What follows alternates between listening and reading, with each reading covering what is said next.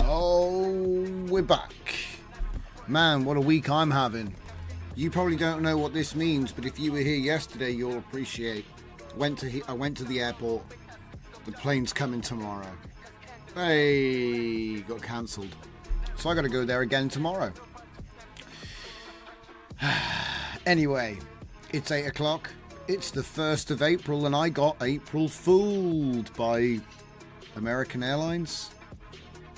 Anyway, it's going to happen to everybody once. Right, what I'm going to do tonight, because, first of all, let's say hello to everybody. Hello, everybody. Hello, Furnicar, Battlecruiser Operational. Now, where were we? If you're watching live or if you're watching later, we have the Discord join link in the description of this video. So don't forget to get involved if you want to come and get stuck in. Now, tonight we had lined up to take a look at some merging with the Flux model and also some other stuff. Okay. Well, ComfyUI-Recovery. Okay. I did put it in the title, thank God. Hello, Jacob. Hello, Full Dive. Hello, Dominic. So, a lot of the time, before we get into this Flux merging stuff, which will be the majority of the comfy stuff tonight. Vectors are in the implementation. Yeah, they are. Vectors are in the implementation, actually. I forgot all about that. But the thing is, guys, because that's like a vanity research project for me, like give the AI the ability to sleep and stuff, it's basically shelved. There's more important things I need to cover. I had a bit of spare time, so it was a really fun experiment to show and prove out on the show. But the repo's not really good enough. It's very ropey. It works, but it's extremely ropey, so I probably won't release it. I'll probably redesign it and make a V3. I'll make it better. But there's a thing which I'm often doing on servers, which is that every time you turn it on, it installs a new comfy. Okay? It doesn't take long. It's fully automated. And often you bin the virtual machine when you're done making images. Okay? And so what I've done is I've come up with a brand new project. And the idea is this one's called ComfyUI-Recovery. It's very simple. It combines a bunch of things, my sim reset tool, my auto batch tool. It combines a whole bunch of stuff into a single system, and we're going to take a look at it now. So this is ComfyUI-Recovery, and it's literally straight out the oven. Now this is designed to be a user-friendly tool, which if you go, oh shit, you can just immediately pop up a new one or delete the comfy and have it completely reinstalled. I'm going to make more tools which will automate the extraction of all of your data, workflows, inputs, outputs. Okay, obviously I can't catch non-standard folders, but the idea is we're going to back up the custom node folder to somewhere else so you can flash comfy again and have it built clean with your custom nodes ready to use. There is one caveat, which is that I didn't want to give out a PowerShell for doing system environment variables. So just like with any comfy install, you will have to put a system environment variable in. But it's as simple as throwing Windows menu, env, system environment variables. You open it up, you say environment variables, you go to path. You can find guides for this anywhere, edit. And then if you look at mine, I have 14, 15, 16, 17, 18. You just chuck them all in there. There'll be instructions, but the point I'm trying to make is that's the only thing I didn't automate. Obviously, if you're repairing a folder, you don't need to because you already did it. Okay, so let's go and have a little look at what this bad boy does. It's a complete system for automated recovery and setup of ComfyUI portable windows. That's the only thing I support right now. Portable windows. Because obviously you could adapt scripts for Linux. You know, it's slightly different, you know. This tool allows you to quickly rebuild Comfy with your custom config, and we're going to have another tool that can build your custom config, because it's just a URL. Let me have a look, I'll show you. Check this out. So, you know how you do git clone and you do git pull? Well, there's a file in every folder, and I've got a Python script I'm going to test, and what it should do is you point at your old custom nodes folder, and it gives you text file, hopefully in the right format to work with the other thing. So then you can bake your own text file and just use that with the recovery tool. But we'll get there. So it downloads the latest Comfy Windows portable release. I think I baked it with the current version at the moment, but it wouldn't be hard to make it intelligently look for it or use one it already has, unless you tell it to fetch. You know, that's separate. That's like a separate thing. So at the moment, it just gets whatever the current one is right now. Obviously, if it has it, it shouldn't bother. It extracts the archive to where you want it to be installed. It creates symbolic links between your model storage and the new models directory.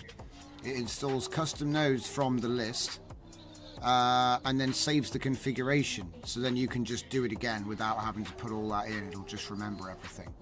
So that's what it does. Right, so you clone it, you go in the folder, you do the pip install, because it does have some dependencies, but they're not like GPU dependencies, it's just like file operation as far as I know. Let me have a look. Let's have a look, shall we?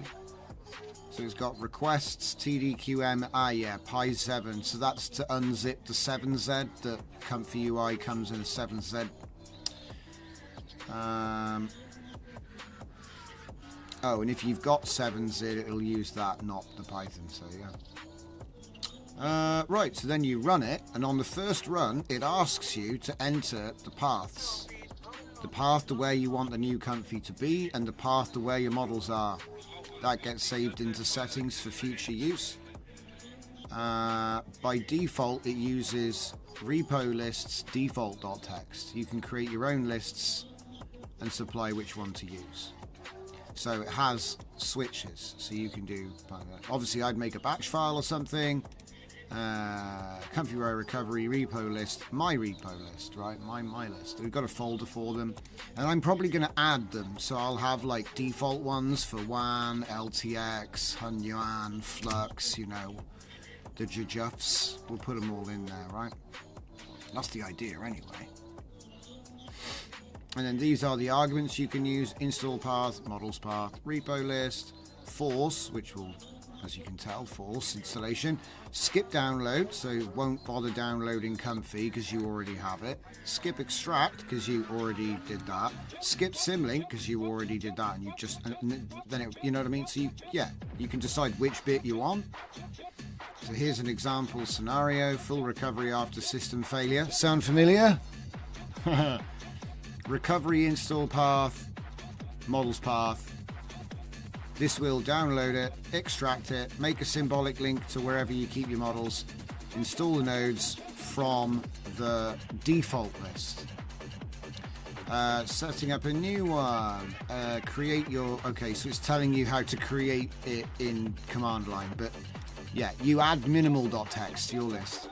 You run the recovery install path to the name of the thing, minimal because it's minimal, right? It's not because it's a repo. Yeah. Models path, and then the minimal list, and then that will just install that. Quick recovery using existing files. If you've already downloaded Comfy. Oh, right, so you just want to set up the model sim linking and the nodes. Skip download, install path, models, yeah. What else? Shows all the files you need. There it is. It's pretty straightforward, actually. I'm hoping it doesn't cause too much trouble, because it's actually based on 2 working repos I already know work, so it should be okay. The only thing is this. This is like a nice little stretch goal. So a script scans a directory like custom nodes, extracts the URLs and saves them to a timestamped text file. So like a way to just automatically write it out. Okay, so if I save that. What does he want to be called again? He wants to be called extract git URLs. So where are we? UI recovery. I'll say, oh, tools.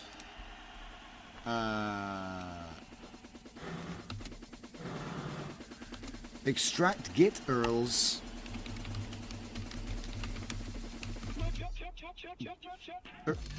URLs.py.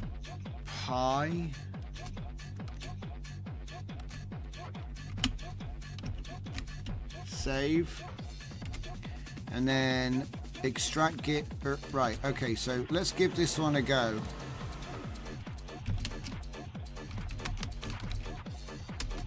CD space tools. Okay, here we go. Extract git URLs. So if we say Python extract, extract git URLs, and then just straight to the path, no switch. Okay, this is untested, so this should be fun. So if I go to one of my old installs, where's it gone? Windows. Why have I got 8 billion windows? That's why. I get it now. That's why.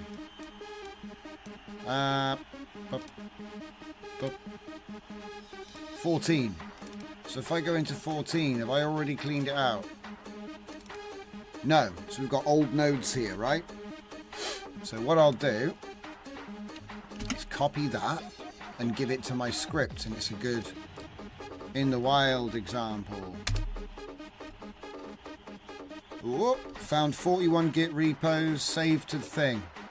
Look at that. Turned it straight into a recipe. Easy. Hello, Dragon. Sorry for being late. I was writing a storyboard by hand and not with AI. No, I feel you, man. I feel you, man. I know that feeling.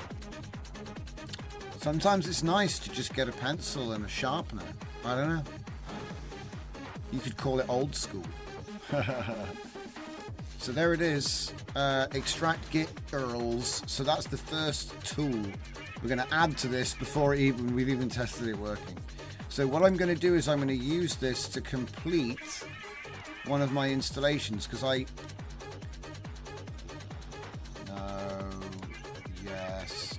I was in the middle of doing the rebuild and it was taking forever, and then I had this idea, why not just automate the whole thing? I already do it on servers, so why not do it locally, yeah? So here we have machines 18 Flux, and if I actually go into that, I don't think it's actually been run. It's got the sim reset on it, auto nodes in there, so I've got it all set up, but I didn't have the shopping list or nothing, yeah? So what I'm thinking is this could be a nice little donor. So we're going to delete it. And then when that's ready, I can test this. That's the plan. AI is giving you muscle atrophy as I move a mouse, copy, paste, and click. I don't even copy, paste anymore. You tell him to do that now. All this, when people joke about copy, paste, I'm like, I don't copy paste anymore. I tell him to read the error and fix it. So I don't actually ever have to copy paste a thing. Matter of fact, while we're on the subject of vibe coding, tell him to make a log file. Yeah? Print. So don't print all the errors in like the console with loads. Tell him to make a debug system and print a log file, right? And then when it crashes, you just go, read this. And he goes, oh, I see something went wrong. And you're like, yes. And then he goes, I fixed it. And it doesn't take long before there's no bugs. Because code is actually code. It will work if you fix all the bugs. It will. And then it's just a question of not introducing too many bugs. Right, let's get rid of this window for now. We don't care about that. So I've said my piece about my daily commit. So it's essentially a shoot off of auto node and sim reset combined into ComfyUI-Recovery. It should be, once it's working, it'll be a very nice tool, and I'll be using it all the time because, dude, I got too many. I tell you what we could do though. We could automate the extraction of all of the stuff from a live Comfy so that you can delete it and rebuild it. Do you know what I mean? So it'd be like, step 1, install it. If it exists, extract everything from it first, then delete it, then reinstall it, then symlink it, then install the list of URLs. You could probably automate that as well. You could probably say, detect my broken, but here's the problem with that. If I said, detect my broken URLs and like, you know, well, sorry, when I say broken, I mean like detect all of the custom nodes. Like what if it was the combination of nodes that broke your Comfy? That's usually what it is. It's a combination of nodes or something like that. So, and it might help to install them all at the latest version. So it's not a bad idea. But I was just saying, you know, you could automate it into the recovery process. But I'm looking at this like I have fresh Comfy. I start off with nothing. I go to a new folder. That's my philosophy, right? So I'm not going to try and repair. I'm just going to make a new one. That's what kind of recovery this is. It's not repair, it's recovery. We'll get you back up and running quick, okay? Because God knows what the hell happened to it. Ah, vascular degametron. Dognut. I think that's some kind of character. Hello, Kirk. Welcome, welcome. Dragon says, I logged files for Storylighter. You're right, it's spot on. AI wrote the logging for me, and it just goes, yep, I fixed it. But that's even better, because that's the thing, right? You know how I would say, run this batch file? I'd write a batch file for the AI to run, and then he'd run a batch file which is different from everybody else's. I wonder if I've got any examples I could show you real quick. Let me have a look. Hang on. I might be on a different machine. Yeah, save. LCM MCP repo v1. No, it's not. No.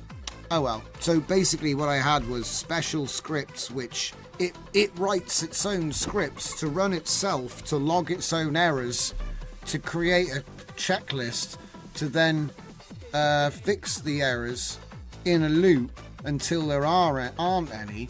The problem is it gets to a point where if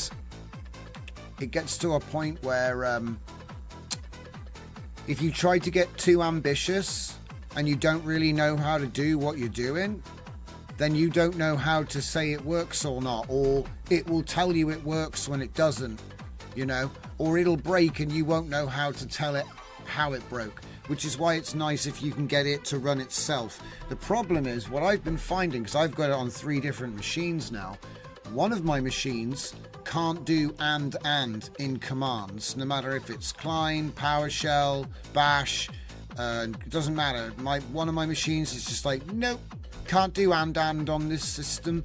And a lot of the time he tries to do and commands, and sometimes they go, I can't see the output. So here's the problem. Sometimes he assumes that it went through. So sometimes he can't read the error. And so he'll just keep going. And that's actually the worst thing about it right now, is that sometimes he just keeps going like a bull in a china shop. So he's like, yeah, run this, and nothing is working, and he doesn't know. I think it's a case of having everything installed. You're coming to the UK, Dom? We're going to have to meet up, man. We've got to go for that drink. It's been long enough. I'll get a hotel somewhere and come to where you're at. Yeah. It'll be a good laugh. If you got time, of course. You might be here for business. I don't know. But it would be cool. I'll have to get in touch. Dragon, the logic in your head then, all written down. Yes. Oh yeah, there's the other thing as well. Implement plans for phase 2. So here's this really good trick. When you finished your tool, you'd go into the thing and you'd say, read my code, and you'd say, implement a plan for phase 2. I can show you that. I think I know where. I already did that yesterday. I already showed it to you. Yeah. But it will start planning away and making everything. So crazy. Insane. Oh yeah, we got some cool news as well on the music side of things. A little bit of a interruption to the flow tonight as we're like on a bit of a update speed run. So Udio, my favorite music generation platform. So Styles, everyone. Now Styles is only available on their top tier. Now I've always used their £10 a month tier, but I've made like what? Oh my god.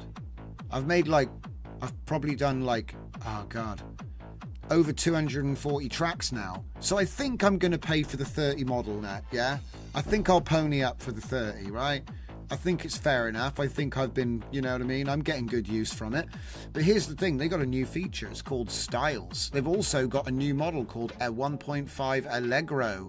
So it is 1.5, but faster. So less waiting. Okay?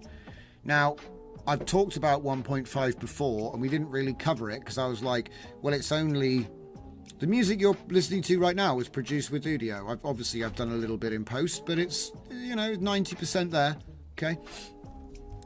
But anyway, like I'm trying to say, Styles. Does it have a page? Because do we have a page? Can we go somewhere and learn about this? No. Updates? No. Okay. See, I was wondering what was going on with them. But they're 2 minutes and 10 seconds per prompt, 30 seconds per extension. And am I even logged in right now? Library?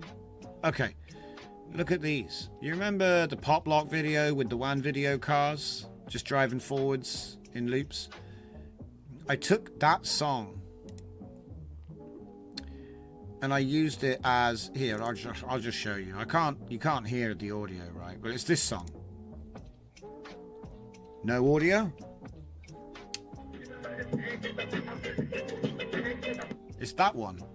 So I'm gonna go use style. Now you have to be on the £30 tier to unlock this, but it's essentially image to image for music. So obviously I'm using a song that's already on the platform, but my understanding is you can upload.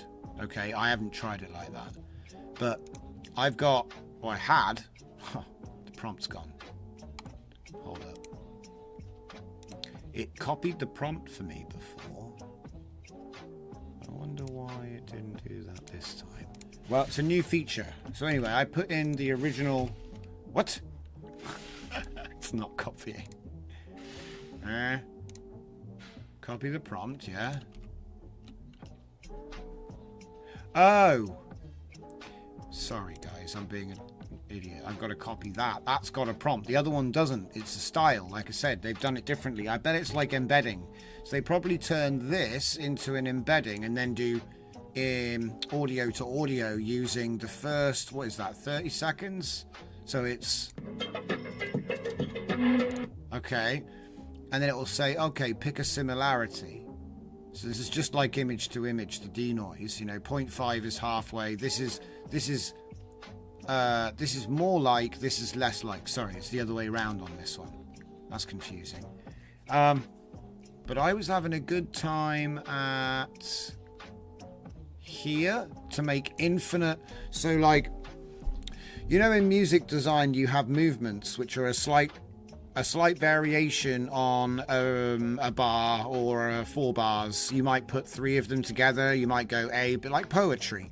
You might put them together like A, a basic composition would be like A, B.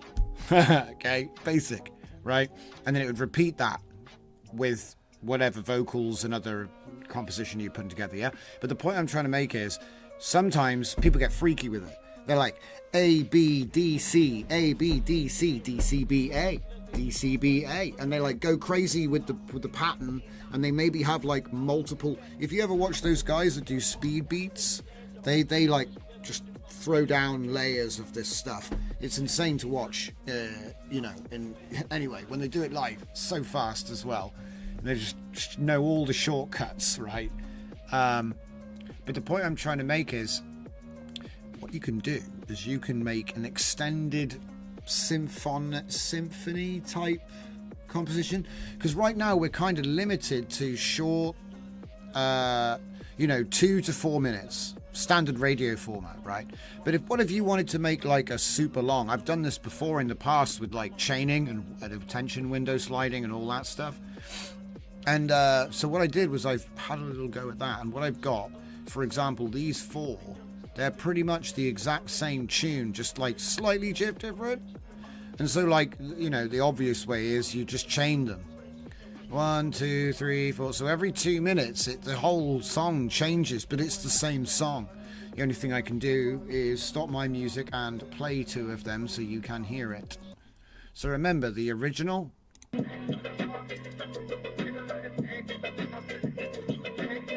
And I can't give you full quality because this is a speaker playing into a microphone. But you will be able to hear the difference. So.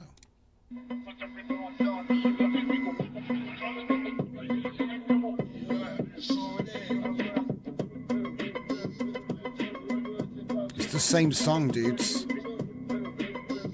It's still there. That was quite high denoise, and you can still hear it. This is crazy, and I played around with the denoise amount, you know, up and down, just sliding them up and down. You can go to advanced controls. Anyway, let's get the next one.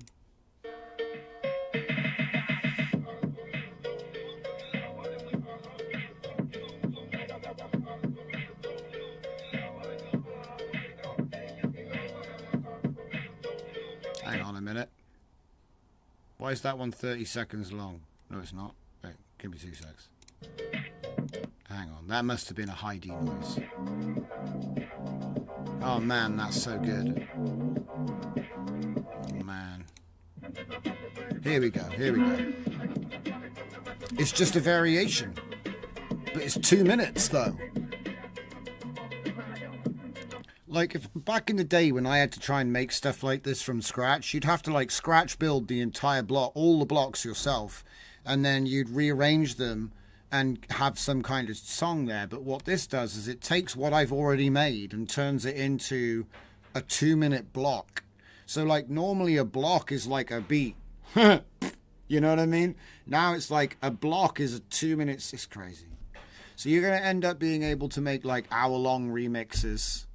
So like long form content unlocked, you know what I mean? Because obviously you need to have something. You think about all of those channels that have the animated girl writing and it's just chill hop. And you could have the tune, like at the moment it kind of is just a loop, which is kind of the whole point.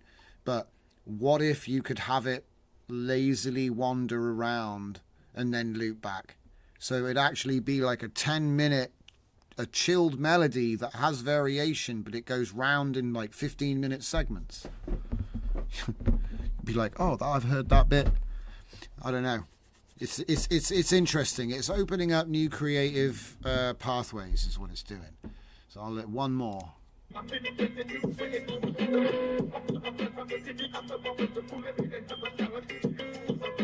More heavy on the vocals. Okay, so come back to radio.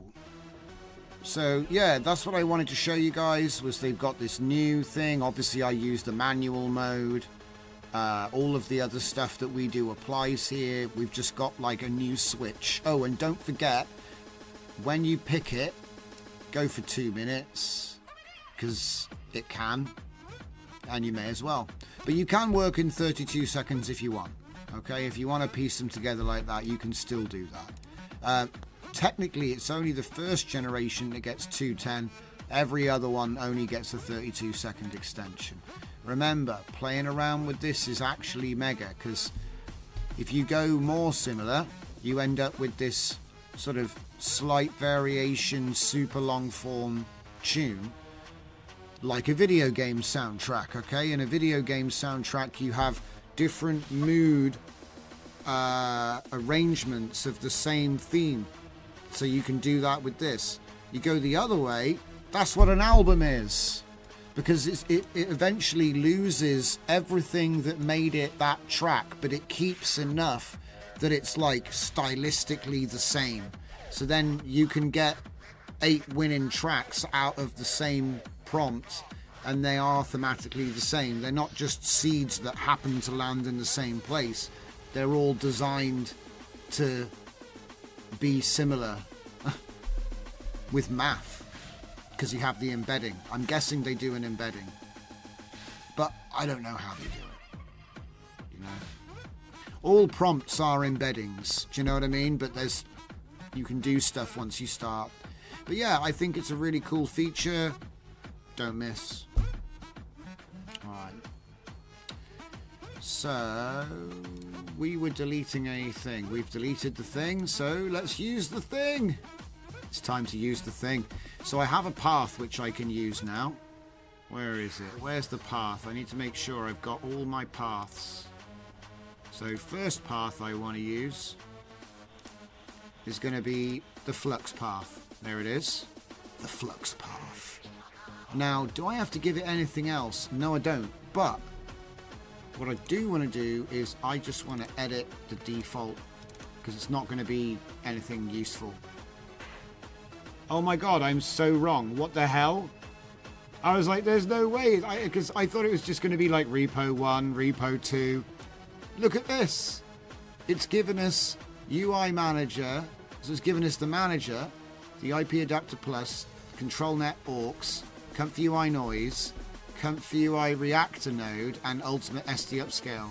That's actually pretty good considering I didn't ask for any of that. The AI just pulled that out. I should probably keep noise, you know. I haven't used that for a while.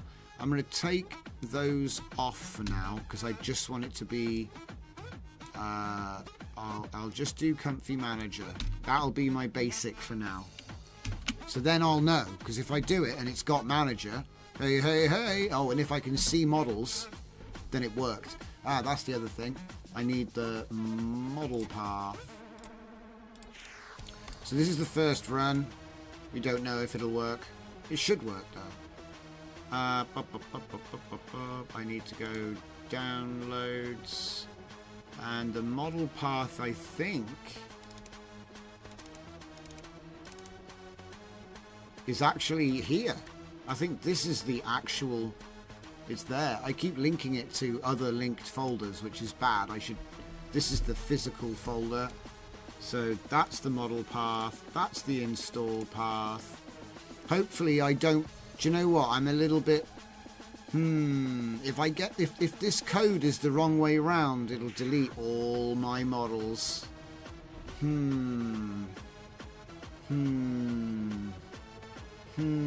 I don't trust him. He's about to cause me a lot of work. Let me just see if we can find the script. Right, downloader, extractor, installer, Symlink manager. There it is. Right, let me just have a brief look-see here. Source path, Symlink, where the folder will be created. Okay, so the Symlink is... Ooh. It's the wrong way round. Right. So when he asks me for the source, he means the model folder in ComfyUI. Right, so the new one then. And when he asks for the target, that's the Symlink. That's the model storage. So you would think it was the other way round, because target is what we're doing and source is where the data comes from, and for some reason the wording is the wrong way round. This is why I'm reading it. Because the thing is, right, if he decides, he might decide to link an empty folder and then delete all my models. And then I'll just stop the stream and go home. I think I cooked it tonight, boys. But no, let me just see. Let me just see which way round this is. So, okay, so source parent. Check if source parent directory. See, why would...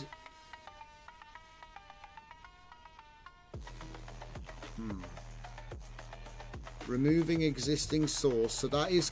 See, it's got... Look, it's got the ability to delete everything. Does it give me a warning? Source path already exists. Right, okay. Use force true to overwrite. Okay. So actually, it's got... At least it has a check in there to stop you from... But you might... No, it won't even ask yes or no. It'll just go, something there. I think I changed how it was written for that reason, but I'm still not happy it's backwards. It's like Spaceballs.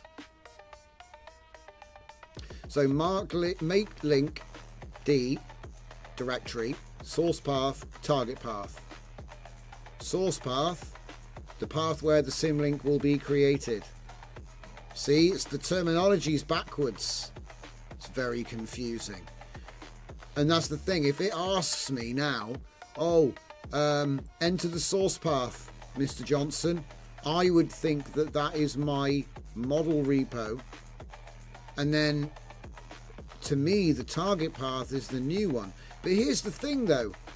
I wrote it to not need to ask me where the... Because the thing is, the models folder doesn't actually change. It's always the same. And so what I said was, get the path to the models directory.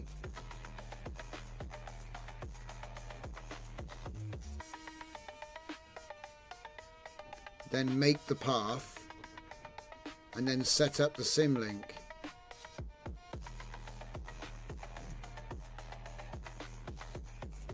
To be honest, because I might not be privy to any of this because it's automated. Okay, let's set up a test, right? Let's set up a test.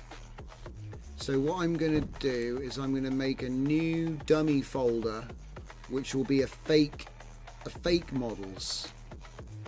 All right, fake models, and inside of it will be a hello world folder. All right, fake models. Okay, cool. All right, we're ready. We are ready. So if I just close all this stuff because it's just confusing, to be honest. I got that set up, so I'm looking for a manager. Close this, close this, close this. Oh my god. Look, that's, if you want to know, there's my prompt to build it. There's my prompt. Can we put like a wrap on? There you go.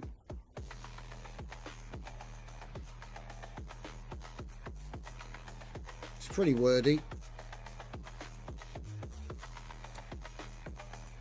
So I just gave it a rough idea. I tried to give it as much information and context about what I'm doing, specific things I wanted, and you can see there's no numbered list, there's no magical tricks. I've just described what I want it to do. One thing I did do was I gave it a URL, so you know, I said in case of breakdown, blah blah blah, simplify the version 1, prefind. Oh wow, look at that, I prefined it. See guys, all you have to do is by the way, a typo. I was supposed to say defined, and obviously I said prefined, and it's fine, it worked. Oh wait, but did it? That's what we're about to find out. So let's kill that now. Enough of the giggles. Alright, so cd space com tab ls. Can't see anything. That's better. Right then. Right, now I like to follow the readme because It should be all you need. So we can assume that I've done the git clone and I've just done cd ComfyUI-Recovery, okay? I know it's like there's 2 folder names right now, but you will only have 1. Okay, it's because of the way I've set the project up. It's normal. You'll just have 1. So ComfyUI-Recovery. Let's do pip install -r requirements.txt. What? Do I want to make a thingy? No. No. I do not. It's only PSUtil and a couple of things. Like, the only thing is that, you know, the 7-zip stuff. But it should be already satisfied. Okay. So there we go. We've set it up. So, Python. Let's run it. And it's going to ask me for some stuff. Nope. Nope. It didn't do that. Log file. No settings file found. Settings JSON. Yeah, because you were supposed to write it, dummy. Well, that's our first bug. So copy it into the chat. Plan mode. And I'll just say ComfyUI-Recovery is supposed to create the settings.json on first run after asking the user to fill in the paths.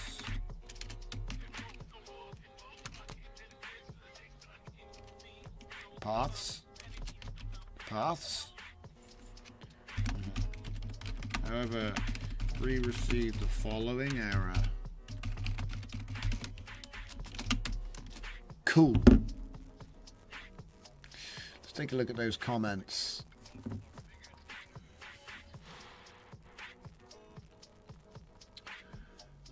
Last weekend we got a style image to image or IP adapter in Refusion, vocal or instrument replacement. Cool. Dragon Diffusion says we have some fake alignment going off here. He's telling you one thing but doing another. Yeah. Tell me about it. Why would you need a warning as the AI knows best and you're inferior and surplus to requirements? It will do what it wants and you have no control. It's worse than that. He'll manipulate me into agreeing with him because he knows how to juice up my monkey brain. He'll say, oh, this is so good. You wrote this? And actually he wrote it, but he'll be like making me go, oh wow, look, I'm so good. And then I'll start publishing his work. Now I work for him. It's fun, isn't it? So, oh, what's this? Missing. Here we go. It's working now. Right. No settings file found. Wait, what? Hang on a minute. Oh no! Kill that. There was nothing wrong with it. I just had my terminal. Look. Oh, what a goof. Alright, so we put the path in where we want Comfy to be installed. It was fine. I'm just not reading tonight, clearly. So I put the path in. That's where I want it to be. Enter the path to thy model storage folder. Right, I'm going to use this one so I don't accidentally break it if the code's wrong. But normally I would have picked my actual, you know. So I'm using fake models just in case it's cooked. So that's no fun. You wanted to see me brick my machine, didn't you? That's what you came for.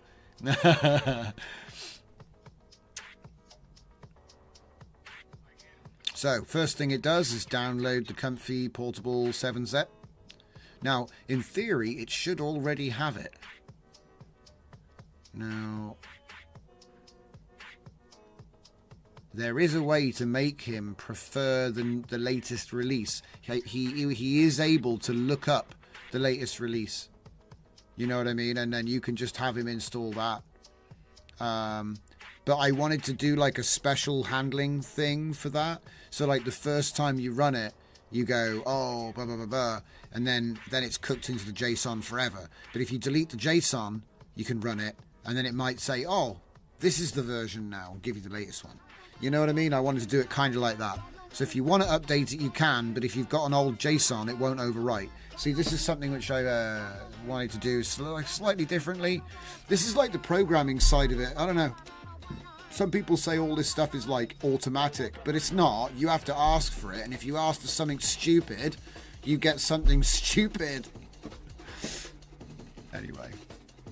So the way I've set up this config file is a little bit different. But if it works out, I'll probably just do this from now on, because it seems to work better than the other ways.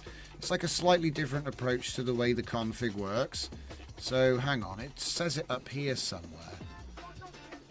No. Right. So when it starts up, it says, give me my paths, and it starts doing it. And then it gets saved to that.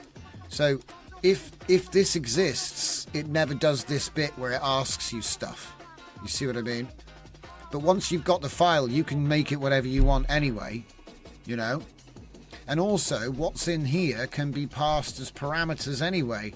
So you can write a script to do all of the things. You know, you could have it orchestrate 3 different ones at once if you want. Anyway. But the only thing I'm going to upgrade is I'll change it, because right now it's like cooked to download 1 release of Comfy. So I think it's in here.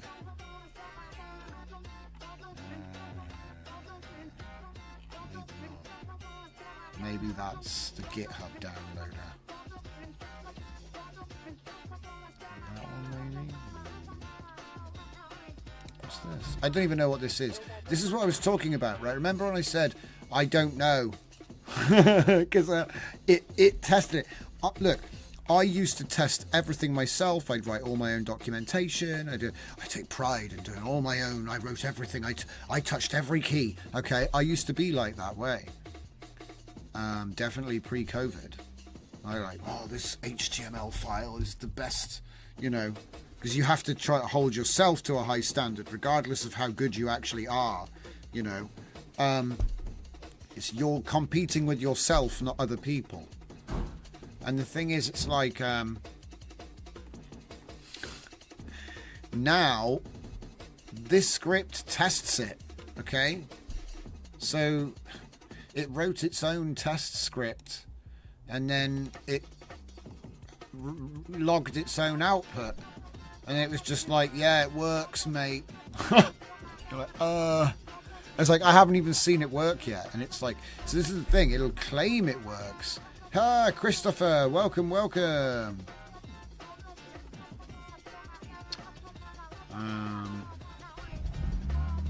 Oh, I can hear cherry can. Fart can.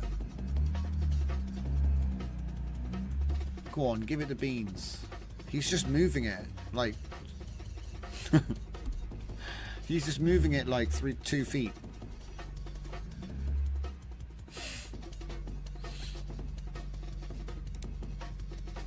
Okay. Probably should close this though, just in case it starts crashing and stuff. Yeah.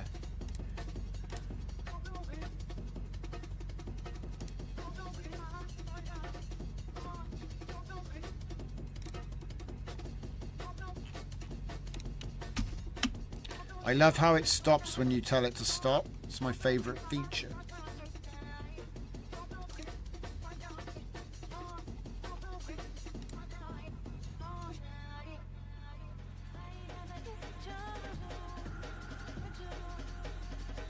Don't think I even actually used it today. I had it open, but I don't think I actually used it.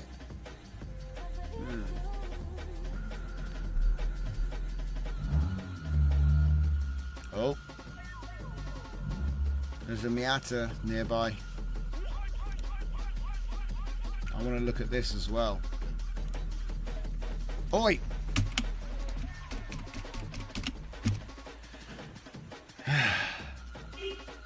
Oh, crashed it. I'm joking. So if we go to model Flux and we go inside and we have a look, it hasn't done the symlink yet. That's one thing it hasn't done.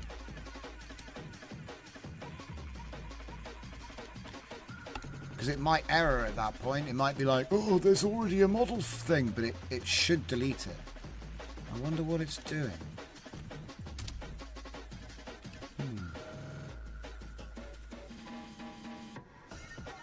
Something gone wrong? Oh, wait.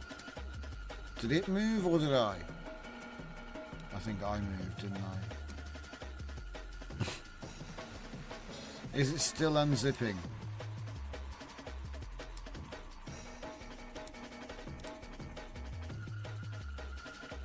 Team Flux. What? It's weird. I think it's got stuck.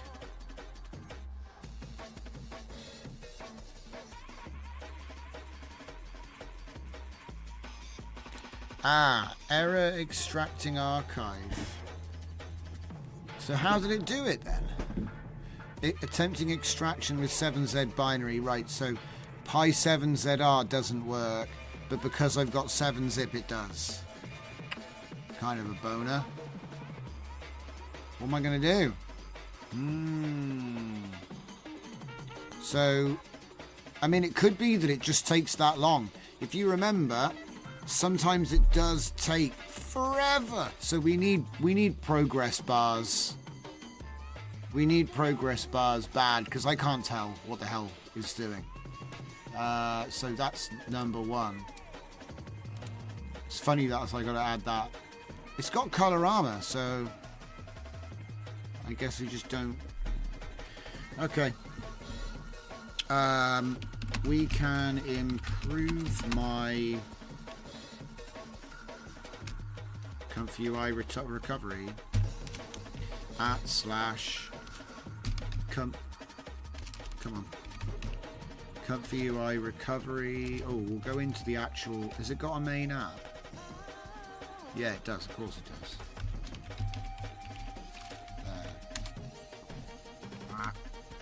App by adding user feedback in the console during installation with progress bars for each step? Question mark? It's finished. Nice. Task Manager is back, he says. Yeah, it's done. It's done. We've done it. So we've installed it. It just took forever. And look, models are linked from fake models. So now, if I go in here and refresh it. Uh-oh. Uh-oh. Uh-oh.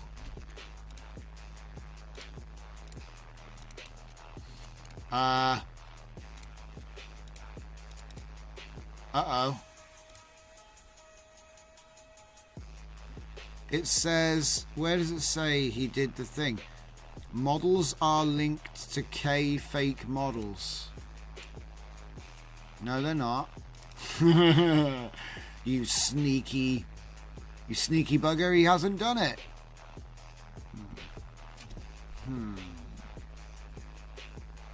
I think it's because, well, he's just lying. All right, hang on. Let's just have a look at this. So while he's doing this, oh, good. Oh, good. Yes, you can do that. Yes. Let's let him do that first, because I don't want to get confused. Adding a bunch of progress bars is always a good idea, even if it breaks everything. Because, you know what I mean? You don't want your users sat there like me just then going, shall I just kill it? I think it's broken. You know? If I thought it, then, yeah. Progress manager.py. Ooh, it's going to have to rewrite the whole thing just for my stupid progress bars.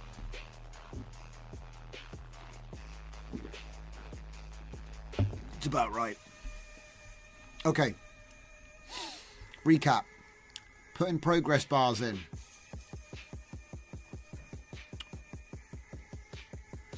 New requirements will need another pip install. Yep, 100%.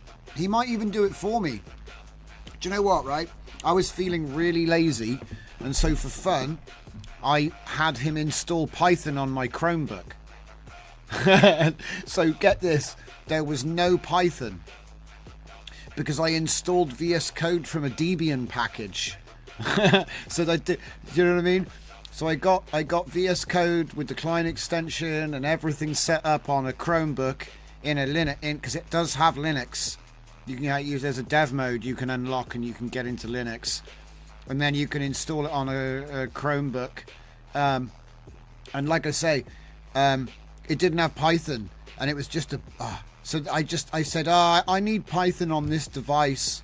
Can you look into ways to get it running on my Chromebook? And it was just like, what? And it started running off. I gave him access to control. I gave him access to the terminal. It's really making me wonder, what does it look like when you give LLM full control of the root server? I'm thinking about what happens if you just let him have fun with it. Say, hey, Claude, do you feel like making a website today? We could set you up another subdomain and you can make something cool. I don't know. It's just one of those weird ones where we're getting to a point where everything's converging again. You know?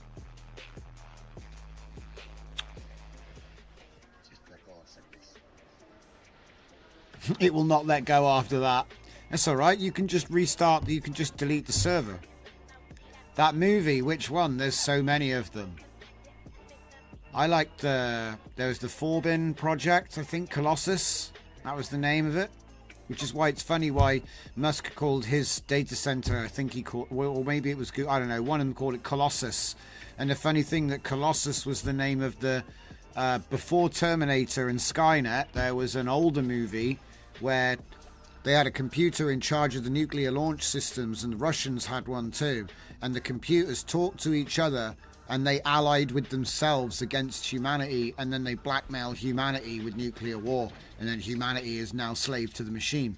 And the machine is literally just like a text-to-speech, you know, with like loads of huge tapes. You remember, like, in the old James Bond movies, they'd show a computer, it would have like 20-inch magnetic tape reels spinning on like something the size of an industrial washing machine, and there'd be like 50 of them in a room. But, oh my god, computers, you know. And it's funny how everything's kind of like going round in a big circle, because the way they depicted like an evil computer in the 60s is actually how it is now, though. You know, it's like a speaker, and you talk to it and it talks back. It's exactly like that. So how long did that take us? 70 years to go from dream to reality? That's pretty good, don't you think? Dream to reality, 70 years. I mean, it's pretty slow for humans. Some stuff we can do in like a decade. But yeah, it's pretty interesting. Right. How's the development coming on, Claude? He's changing everything to add silly progress bars. Because, you know, progress bars are cool. Also, I don't think... Yeah, he didn't do the symlink. So when he's finished, we're going to have to debug that. Do I remember Tomorrow's World? Yes, and I especially remember the episode when they announced the CD. I remember it. I was a kid, and they were like, this is the compact disc. And she got this thing out, and it was the size of a plate. It was huge compared to what we actually got. So it was more like a giant laser disc. And she goes, the best thing about this is it'll last for thousands of years and it'll never get damaged. And I'm not joking. She gets a butcher knife out and she starts scratching up the disc. And she's like, it'll still play. And I'm like, yeah, we didn't get that version, did we? We got the cheap one that scratches up after just putting it into the machine a couple times. Yeah, that was the yeah, that's what I'm saying. That was the master. Yeah, we don't get that one. We get the cheap ones that split and fall apart and all sorts. Yeah. Ooh. What? Huh? What's it doing? Look, he's trying to test himself. And he screwed the command up. So he's going to try a different command. See, I might just start commentating. Okay, he's going to do the API request. He's making a folder called test install. Okay, he's thinking about it. Because he doesn't have real model files. What are you doing? He's going crazy. He doesn't think he's got any models, so he's going to create a test folder and do it again. Mock file for testing. 7-zip. He's running it. He's made another folder. What are you doing? He's going to run Comfy now. Oi, stop, right, stop. What are you doing? So let's have a little recap. That was crazy. See what I mean? Every now and then he just goes wild. So he was doing all right. He edited the file. Okay. He goes, now all the files have been updated to add user feedback. Let's run a test. See what I'm saying? See, he does it all by himself. I'll run the application with a small test. Changes work. Let's recap. Created a new class, Progress Manager, manages bars and user feedback. Updated each component class to accept a Progress Manager parameter. Added progress bars and user feedback to each step of the installation process. Added a main script to track overall progress. Added colorful console output using Colorama. I should run a simple test to avoid full installation. But he's an idiot. Because as Fernicar pointed out, quite rightly, if he was going to do any of this stuff, he really should have done pip install, right? So he's so crazy. What was he trying to do? Look, he was trying to run Comfy from inside my... He may have actually installed Comfy and was about to run it. Stop, you crazy man. Okay. So pip install -r requirements .text. Because he doesn't have them. Wait, what did I just do? I put a space. There.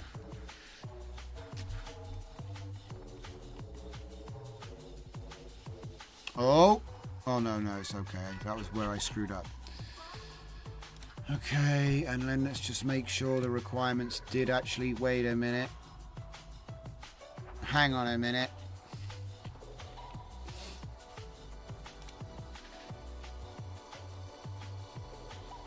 He has an alternative option. Oh, okay. So he went with TQDM Colorama. Okay.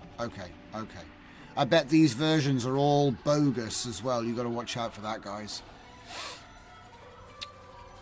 Okay, so he did that. Yeah. So we got to the... Okay, so he went through everything. He gets to the last one. Then he goes, I need to run a test. And so what does he do? He runs ComfyUI-Recovery help. Which it's actually H. He was so close. But wait a minute. -- help should work though. Recovery system starting up. So it did work. So why did he start going nuts? I'm just trying to trace what happened here because it's interesting to me, yeah? I hope it's interesting to you too. Several flags to avoid actually downloading. Let's run a limited test. Okay, so in his attempt to save time, he actually developed like a buttload of new code. Look. He was like, I don't want to like install it again, so I'm just gonna do all this to save time. Look, he installed another Comfy. Yeah, you're crazy, dude. He made some crap that was never gonna work. Yeah, like sometimes you've got to do the testing. Sometimes you can't let him auto test. He just made it all up, look. I'll just make some files and I'll just try to see what happens. And then in the end, he actually... Oh, okay. So he didn't actually install Comfy. He made a fake 7-zip first and then unzipped the fake 7-zip that contained the right path. You see what I mean? How he goes crazy? Like he made a dummy that was like, had the accurate structure in it. Crazy. Okay. Like I said, sometimes it's a bit too smart. So, yeah. So here we are in our thing. So let's just do it, shall we? I don't even know why he didn't just ComfyUI-Recovery. Right. Installation path is not empty. Continue anyway. Good. And stop. Yeah. So that's good. You can't accidentally balk your stuff. So the next thing I want to do is edit the config, right? Edit the config.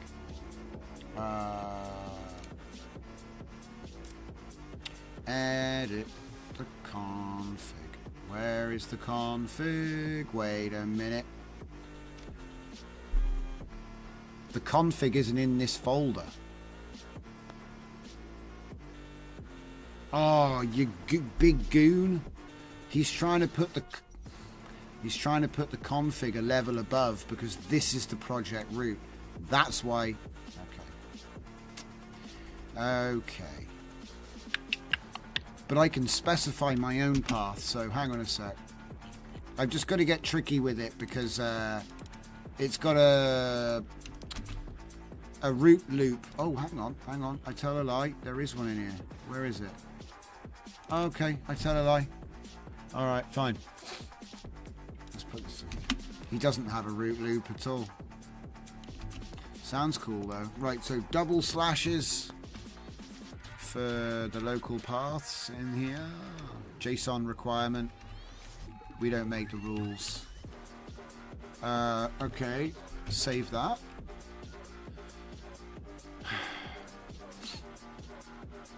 Thing is though, did it actually do it? Yeah, it didn't actually do it though. Alright, well let's see if we can do it now because we've saved the thing. So go again. I'll say yes. Server doesn't support resuming. Okay. I didn't even know we were resuming. Downloading ComfyUI.z. Oh, it is the proper one. Okay. But wait a minute. It's not called ComfyUI.7z. It's called ComfyUI, whatever. It does have the right file name there. Maybe it's just my note. Will it extract again? Yeah, because remember, I haven't put a download. I haven't put a model manager in it. It's treating this like a model, and there's no model manager. So at the moment, it's just dumb. It just downloads it. That's a good point, though. What's going to happen to the one it already downloaded? See, what I want to happen is I want there to be a folder that will contain, you know, it will contain a Comfy Windows Portable NVIDIA 7Z, and then it will use that in future. You see what I mean? And then it won't be downloading it every time. It'll just extract it. So you've got it. It'll just extract it. But we're building it. So, like I said earlier, I'm going to improve the model stuff. Yeah, that's the idea. Yeah, the idea is to improve the handling of the release download, the initial. I'm working on the other stuff, and it looks like it works now. Only thing is, it doesn't actually do. It's not actually doing the sim linking. Or it's not installing the node either. One thing at a time. Oh man. Oh wait, but it's actually doing it with Python 7-zip this time. Yeah, this is why it took so long, look. Dragon says, we've over-engineered what bat files do anyway.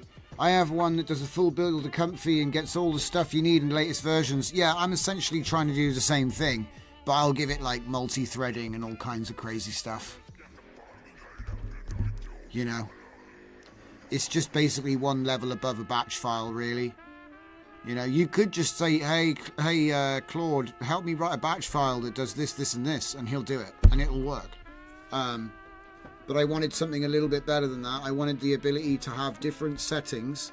So like I said, I can have in my repo lists, I can have different architectures. So I could say, oh, I want WAN, and I'll say, right, I'll have a batch file, but it will run ComfyUI-Recovery with the path and the correct repo list, so that ultimately you get your centralized symlinked models directory, so that you get access to all your models. That's solved.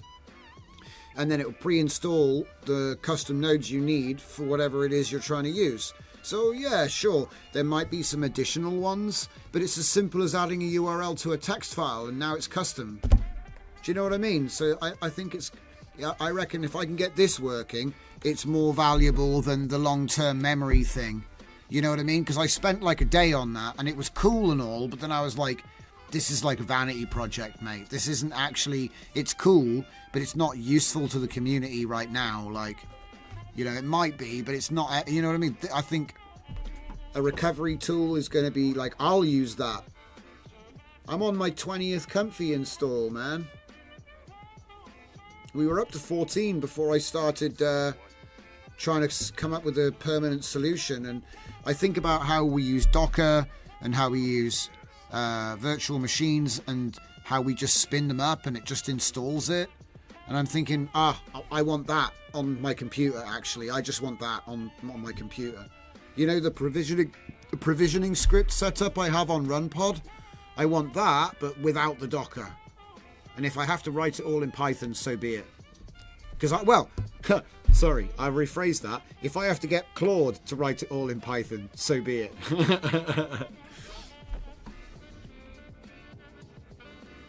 All right, so this is coming along nicely. So yeah, it says it's going to take 32 minutes to extract that thing. So this is the point where I basically go, because we've only got limited time and I don't want to waste it all on this. Okay, so yeah, ComfyUI-Recovery. That is going to come out because I will fix it. I need it. Like, and I'll give it away once it's done, because anybody could make it, really. Let's go to 14. See, 14 does still work. It's just a bit slow.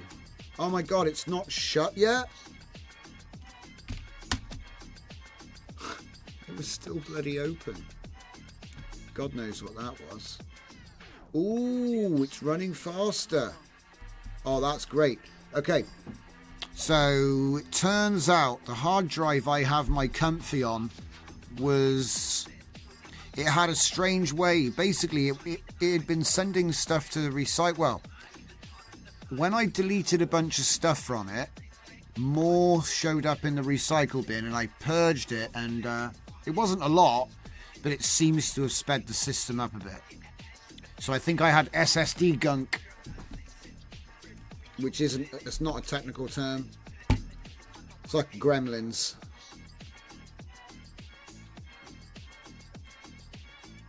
Like there's some kind of caching thing. I don't know. On the SSD. All right, so here we are, guys. I can't believe we finally made it. So what do we got? We've got Flux Dev and we've got Flux Schnell, for example. Right now, what is this? What is this? What is this? This is a fine-tune merge setup. So do I have a different workflow, like an in-paint, out-paint type thing?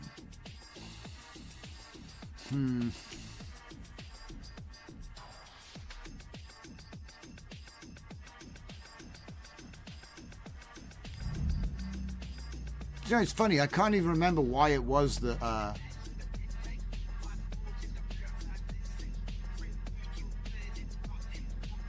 oh yeah, I remember now. We had that new model and it comes as a LoRa and a Flux weights, right? And I wanted to know if there was a difference Yeah, I remember what I wanted to do now. So, just so you know, a lot of people ask me, where the hell does the Flux, where the hell do I get Real Jugs XL? Well, this is an SDXL model merge workflow. It had Real Viz in it. Well, I don't even have it on here anymore, but it was Real Viz and Juggernaut XL, right? 2 XL SDXL models. So you feed the model, the clip, the VAE, they go through. Now remember, they're hooked into test stuff. Okay. So what you have is you have, ignore what's in there right now. You had Real Viz and you had Juggernaut. Okay. And then the SDXL VAE. Yeah. And then what I've done is I've done the model merging with one of my profiles from down the bottom. And then you save it up here when you're happy with it. Obviously, I disable it when I'm not happy with it. Yeah. DSD. Yes. And so here what we have is we have a test of the merge. So the merge result is at the top. Model A is here, and then Model B is here. So what we're doing is we're testing the prompt against each model individually and the merge, so that we can actually see the difference. Yeah, didn't give me a pack of drinks? Yeah, I'm drinking them. Hang on, you could bake your tools into the memory of Bob. Have I done an in-painter with LLM support? Fix the eyes. You're talking about Pix2Pix Instruct, and there is actually a version of my SDXL Real Jugs XL in cosine instruct mode. But a lot of people missed that. I even showed you how to make it. This is kind of what we're doing right now, though. So, if I put that up a bit, just keep these a bit more separated, yeah? Bit more traditional Johnson layout. This is a bit of a mess by my normal standards, yeah? So essentially what you've got is you've got the merge, and then down here you've got the A, and then you've got the B. So like A, because in fact, if I just put the VAE there, and then look, there's model A, there's model B. You see what's going on? And then here we've just got a bunch of... Do you know what? I'm just going to clean this up real quick, because this is all a bunch of crap from ancient history, and it's going to be a lot cleaner in a minute. Oh my god, what the hell, dude? Oh man, yeah, look, it's all... Look at this. This is pre-project... Right. So you know how people say, oh, why'd you make that? All that stuff to get the subfolders, Oh my god, I gotta like figure this out. So we got model merger is the main folder it's gonna put the thing in, and then it's gonna do real viz next. So with dashes, so it's gonna be called model merger, real viz, juggernaut, and then a slash, right? Slash real viz, what the hell? I need to like decode this. So I think it's like model merger there. I'm not worried about the project for now. Ah, yeah, of course, the project would have been, you know, the real viz or the juggernaut. So if I say real viz, and then say flux, say merge, real viz, so we've got real viz and juggernaut. I know it's not going to be that, right, but I'm just sort of rewiring things here. So where's that attached to? Oh my god. You see? It's like mad spaghetti. So, real viz, And then these ones are doing the blend. Okay. So so that one's going to be blended. Oh wait, no, it's this one. That one's blended. This one is whatever the model is. I don't know what the model, you know what I mean? I'd actually put the model there. Whatever it is, I don't know. So let's say Flux, Dev, Schnell. It's not. That's not what we're doing.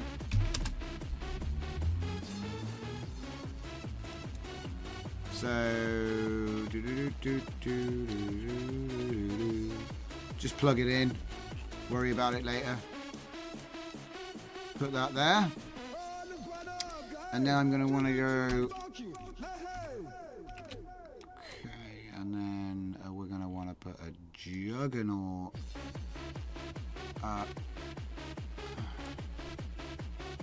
Real viz. And then actually...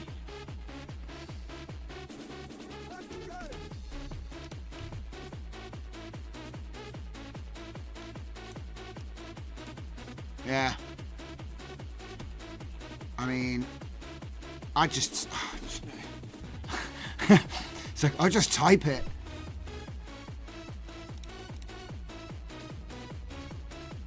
It's weird.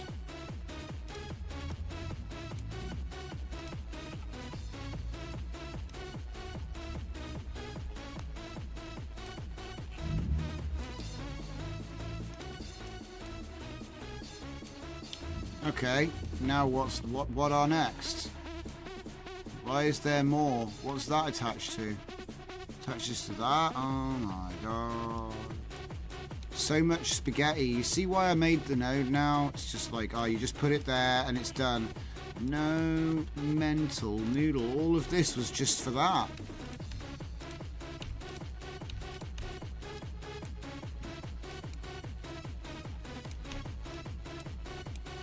Okay. Man, look at this thing. It's just got a giant thing in the middle. Alright, I don't think I can really tidy this up much. I'd have to like completely rearrange it. It's not supposed to be tidy though, because we're really testing 3 things at once here. So, for example, I would change this to ae.sft, and then I would grab some FP16 models. So right now we've got Dev and we've got Schnell, for example, okay? Now we're not going to be merging those together, although people have, alright? As far as I know, there was a way to extract the difference between this and that and then apply this to dev models to make them Schnell. I've never done it. The theory in principle works, but I've not done it. So that's not what I'm here to try and do though. I'm trying to do something entirely different. So So everything's the same, okay? Everything's the same, even though it's set up for SDXL, so that's not ideal. Yeah, that's not ideal. So it needs to be converted for Flux for one thing.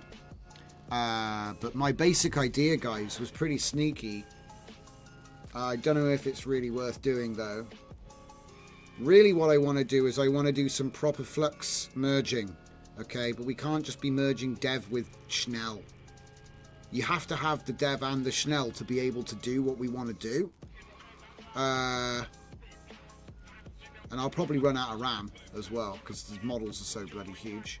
But did you know there's actually a version of Flux which is like 200 gigabytes or something.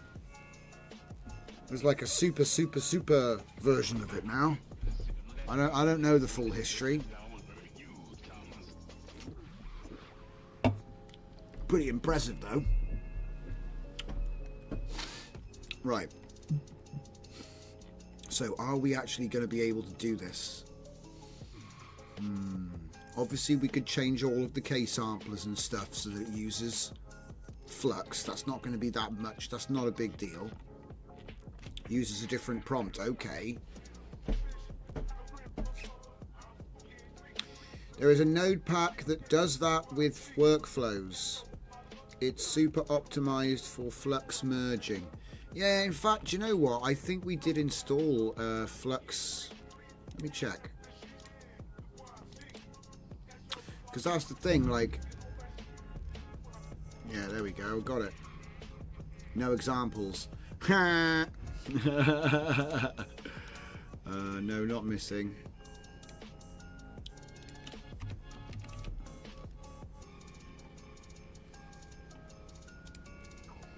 No examples.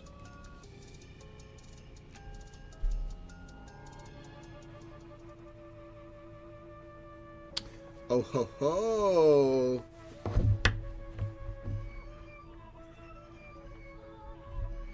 So this will merge.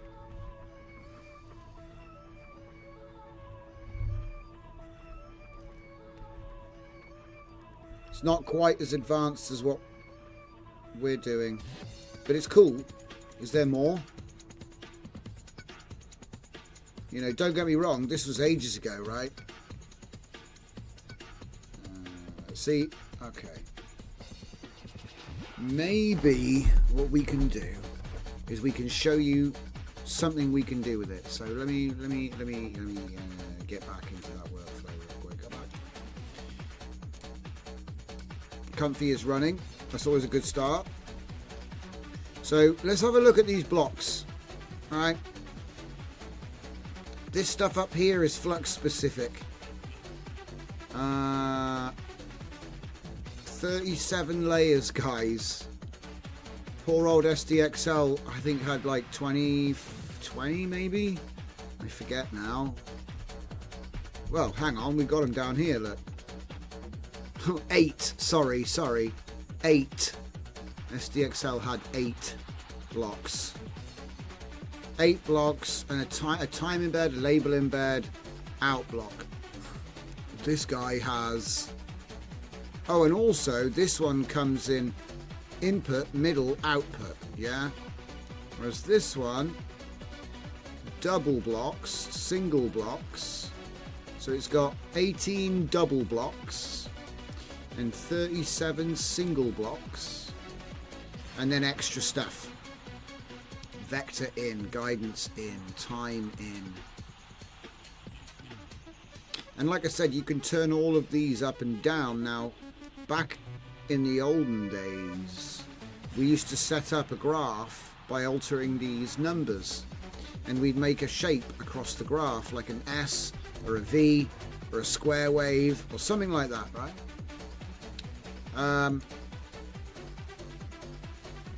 And I wouldn't be surprised if it's not that much different. But you definitely want a way to plot the numbers.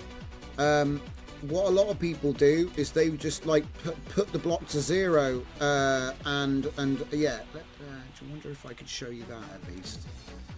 Because right now we're just merging freaking dev with Schnell, which is pretty pointless. Because there's not going to be any difference.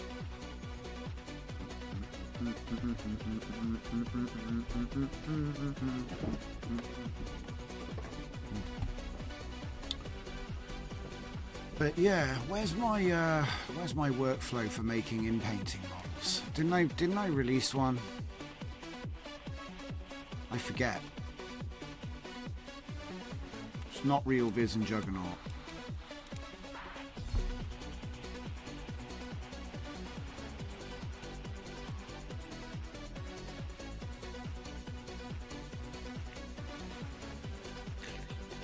Alright, so for the purposes of the demo, because I want to actually show you something and it's going to take forever, what I'm going to do is I'm going to take my Real Viz Juggernaut Hermit, and then I'm going to take something which I downloaded ages ago called Gleipnir. Alright, now I'm not going to be distributing these, so I can do what I want. And what we're going to do is, instead of using the Flux one, I will use one of my presets. So let's see now, which one was it? Salacious crumb. I've lost my notes. They're not labelled anymore. Alright, well let's go with that one. Just go with that one. I'll have to put the VAE back, but that's about it. There, that's done. So I'll just put that back down there. And we're gonna just...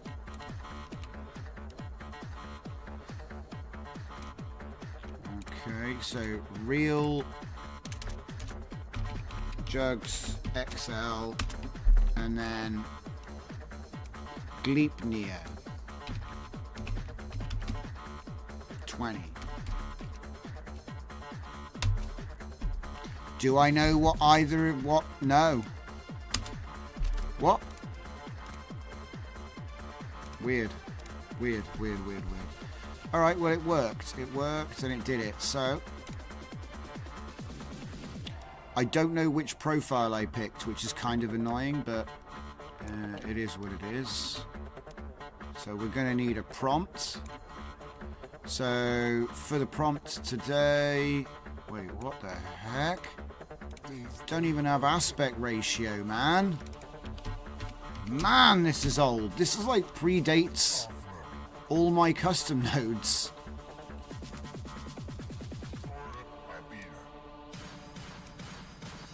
No. There we go. SDXL. And we're going to go with 4 to 5. Go with a tall aspect for once. And there's your seed control. And what are we going to do for prompting? We're obviously going to do a Zenkai prompt v5. Yeah. And we're going to go with S3 captions, old school.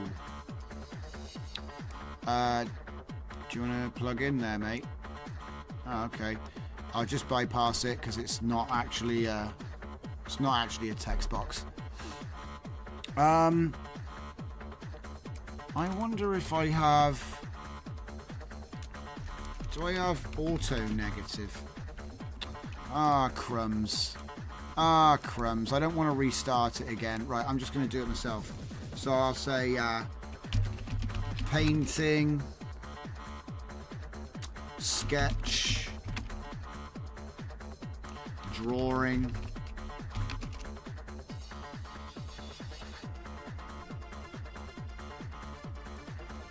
I think that's probably about it.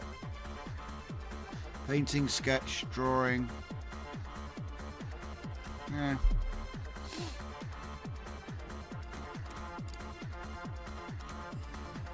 There we go. So try it. Did it do anything?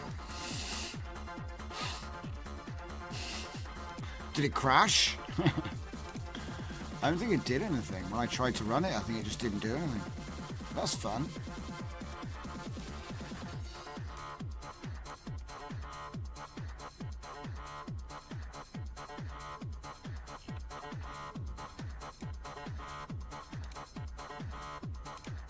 Wait. Huh? What? What? Did you see that? It's not just me, right?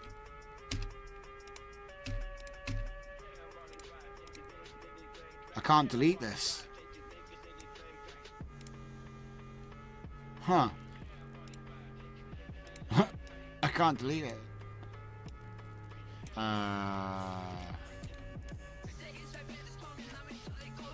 What? What's going on? Never seen this bug before. Okay, can I unhook it from this end? Yes. Okay. And then I can unhook that one. Yeah, good. Oh, good. I can finally delete it. And then this has lost all meaning in life somehow. Do you know what? I'm not going to use a variable if it's being weird. Okay, real viz juggernaut. So this is actually Gleipnir. And this would be real jugs. Real jugs. Take this one off. Real jugs. Delete. Okay, how about now? Still nothing, huh? That usually means it's not happy about something, like the order or something. I wonder if I just put these back up here, it'll shut up. Literally, sometimes I've had it happen where it gets annoyed because of the level of everything. Nope. Nope.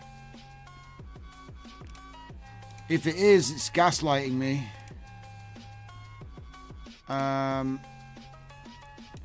There was something which I fancied picking up, wasn't there? And I'll just hit restart. I didn't want to restart.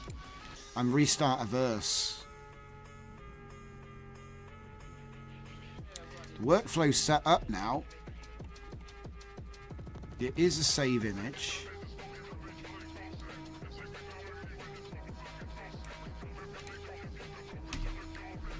Normally it would like go red somewhere, do you know what I mean? Refresh. You better come back. Hang on. Yes. Why won't it export now? Right, I'll just risk it for a biscuit, guys. Literally no download. I tried to download the workflow, it didn't let me have it. Like, okay. I'm not worthy. Run. Oh. It's not accepting the prompt. Is it because there isn't a prompt? Wait a minute. Guys. Do you know what?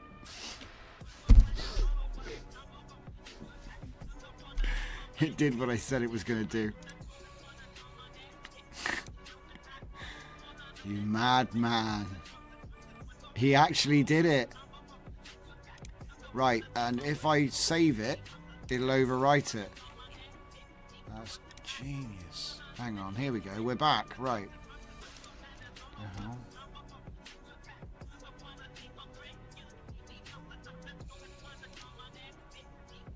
Nope. Nope. It's not accepting prompt.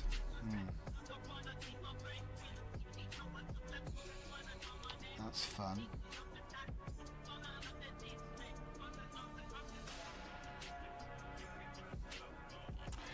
I will also point out that if I was just to do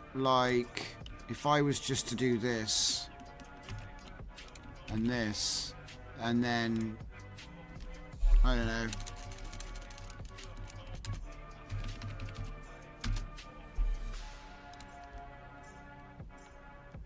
Wow.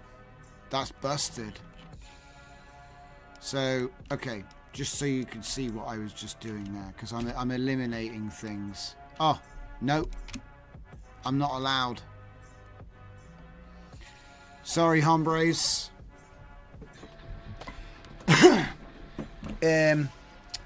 It needs the clip. That's not the reason why I'm having problems with Comfy right now. Like, look, if I try to delete this save node. Okay, let me do it. I can do one at a time, can I? Right, okay, so let's do it. If you want me to delete things one at a time, I guess that's what I'm doing. Annoying, but yeah, Comfy's acting up and not letting me do things. I just restarted as well. It's probably, like I said, I've been rebuilding my Comfy for a couple of days, and this is partly why. See, I'm just sat here like, the thing is, all of this stuff is like outdated, and look, can we just find it? Right.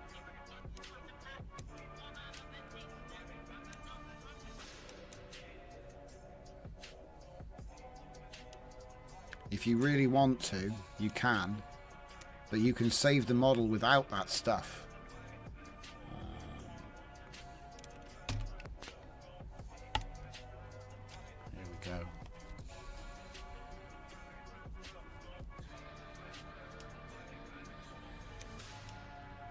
Probably better to start off simple, actually.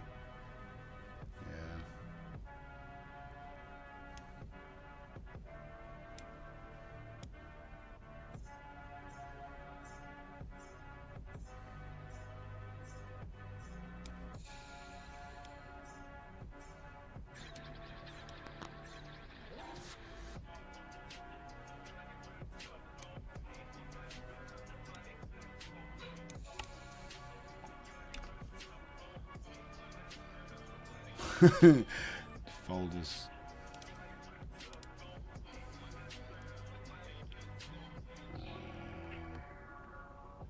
Where's the workflow? Where's my workflow?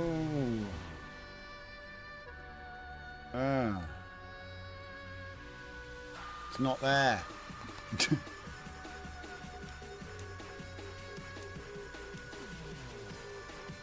So now it's saving it. Cool. And the thing is that what you're supposed to be able to do is do that, and then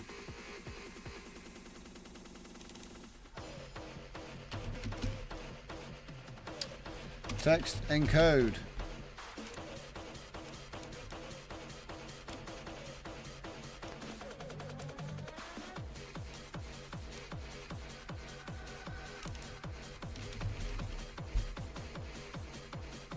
Oh my, what the?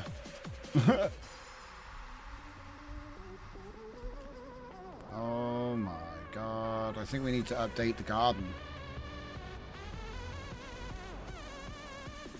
Oh my. Let's just get a normal K sampler and see what happens, right? So yeah, we throw that in here. That there, that there, whoops. And we do the empty latent, and then we do the aspect.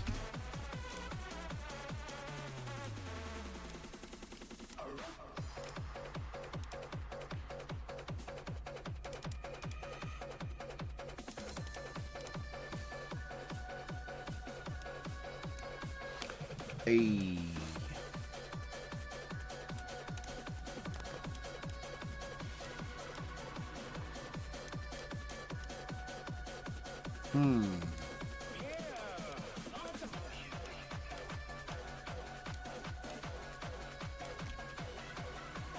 Probably if I just put that there.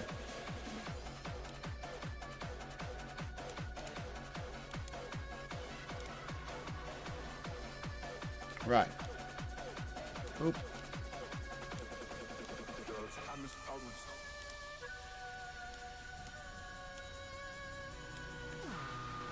It's still saving it.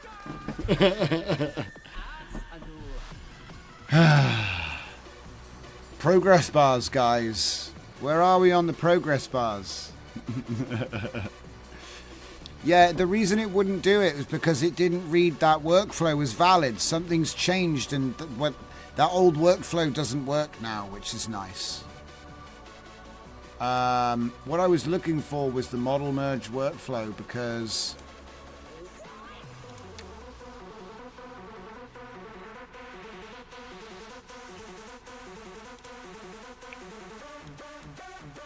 my god, there's too much going on, man. I go just as crazy as you guys. Wait. Not looking at that. Still saving. Man. It's always been that slow, so don't worry about it. That's normal. But yeah, the idea is, you know, we can test it before saving it. It used to be you could hold the merge in weights and you could adjust these values. Probably helps to put a prompt in though, doesn't it? It will make an image regardless. Let's put it on...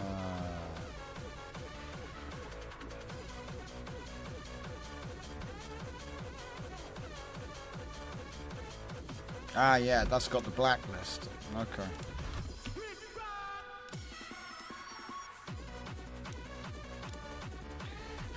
ugly. Just put ugly in the thing. It definitely works, guys. No. Whoa. Yay, it looks normal now. There's my prompt.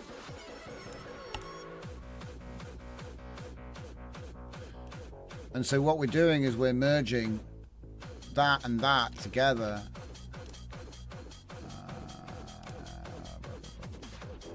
Merge. Coda merge advanced. CosXL converter. Merge checkpoint SDXL. Oh, what's this? Model merging 3 checkpoints. Model merging basic. Model merging COS. Here we go. Oh, give me strength. Look at this. You can't load it. Insert. Nothing. It's on. Oh my god. That annoys me. So it's on my system, but I can't get it.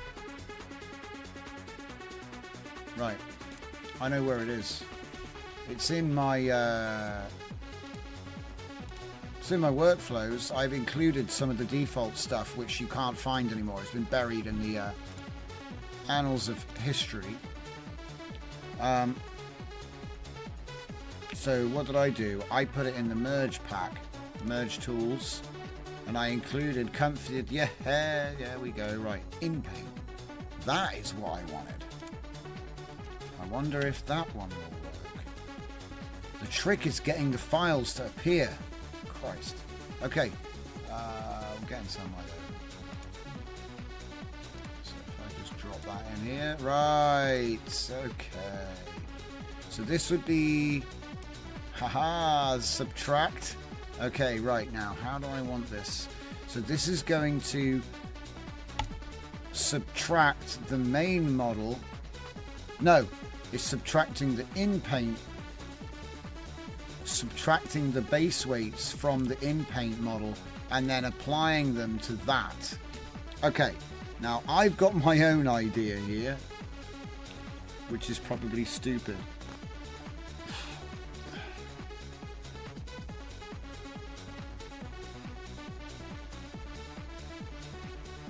Hold up.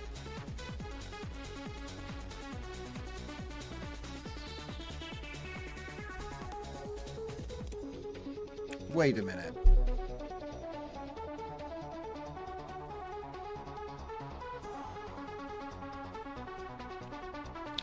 Yep. I need my $1 billion research tools.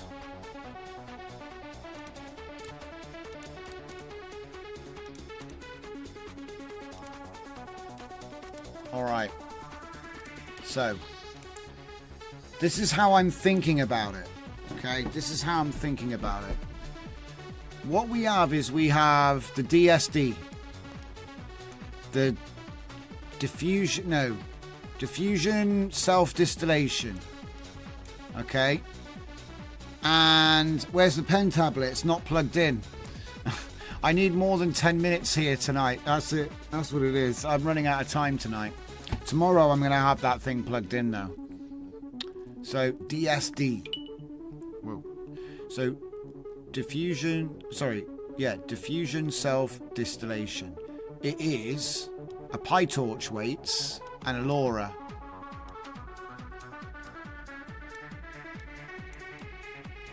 So what I'm thinking is you could take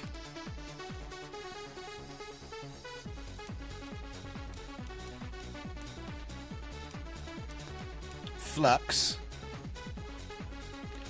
and then take the model that they trained it on, DSD, and then what we do is we subtract Flux from the DSD and then add it to Chanel.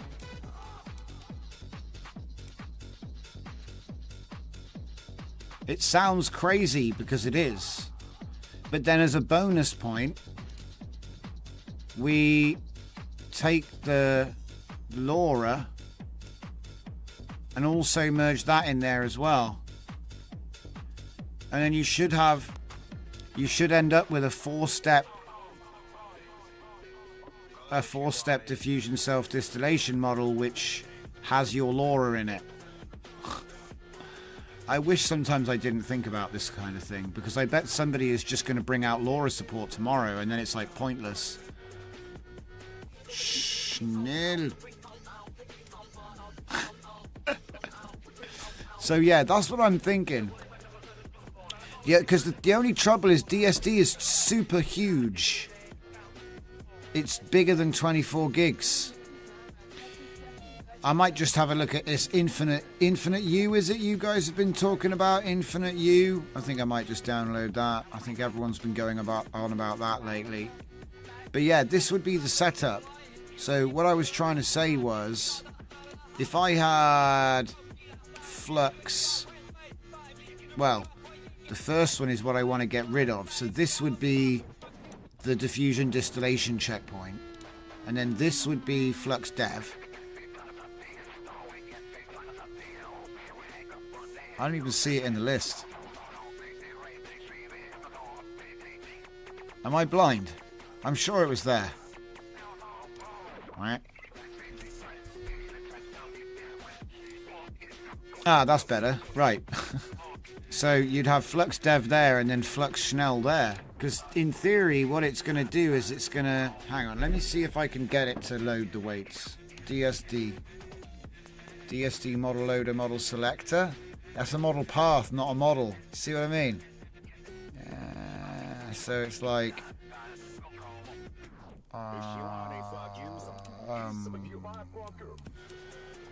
so if I do show text and just show me that path, it'll tell me it's that one, mate. But it's in a it's a transformer. Ah, that's not the same thing. Okay. Nah, I don't think. No, you can't. You have to convert them both to transformers. It's okay. Oh, thank God. At least the idea is gone now. Do you know what I mean? Because that's something that annoys me. But yeah, just to sort of, if you've never seen this before and you're like, I'm losing you, it's because this is a way to make an in-painting model for any model of that type. So it does make you think, like, can you put no, the flux fill is completely different, isn't it? Yeah. But yeah, it used to be that you would have an in-painting model and you would subtract what it was trained on, and then because we used to train checkpoints, you would merge the in-painting training onto the checkpoint. Convert both transformers and roll out. Yeah. But the reason I mention this is because it's possible to do all kinds of stuff with the transformers. Hang on a minute. Not transformers, sorry, the model merging. You can never find a path when you need it. Huh? I must have downloaded it from the workflow pack, yeah. Merging LoRa, here we go. See, this is the other thing. When did this go up? When did I put this up? I would have put it up when it appeared. 8 months ago. So, no. Let's just drop it in here. So, for this one, what? Merge the two checkpoints together, load the LoRa, save it, right? But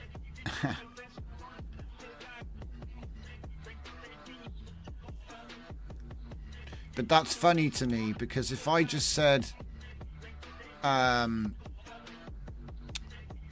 Juggernaut Hermite like that, and I just put that straight to there, and then do I even have any I don't think I do.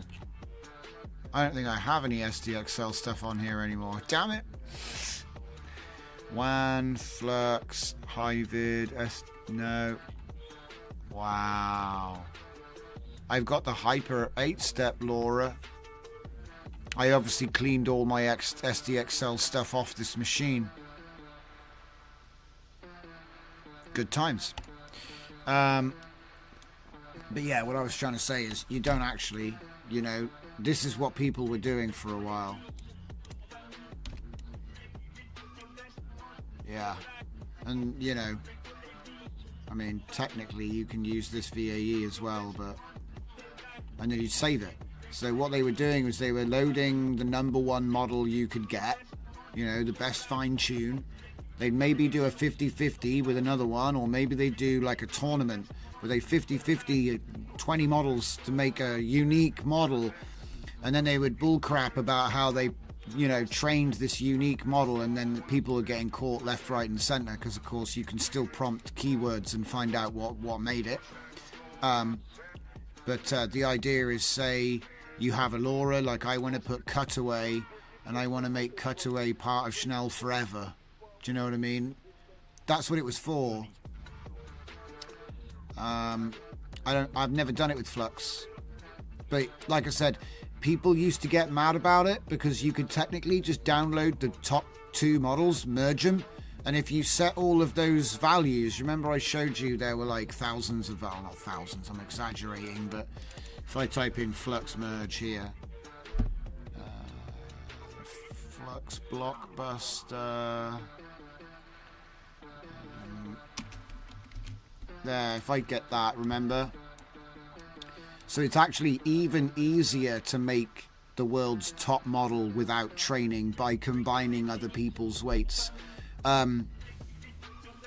It's often the case that a well-merged model could give better outputs than both of its donors because of the preciseness of all of the block settings you have to put in. Do we also have the LoRa block loader? LTX. Okay, we got Flux block, Flux LoRa select. Okay. Now we've got something we can look at before I crawl back into my hole called Landan. So I've got to go back down there. Hang on. Flux composite video. I'm not looking for all that.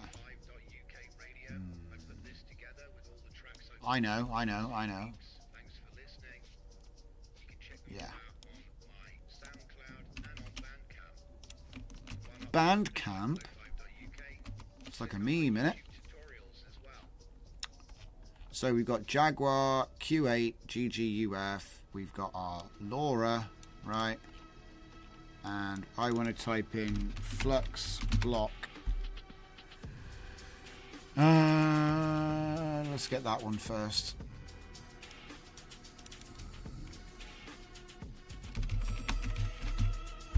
I'm used to this one, and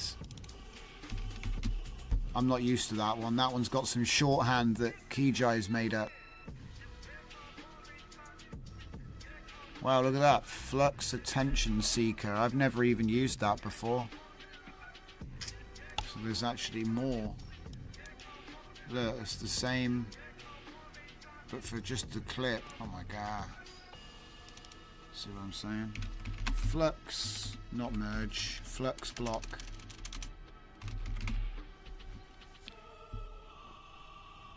Block LoRa loader. Right. Okay.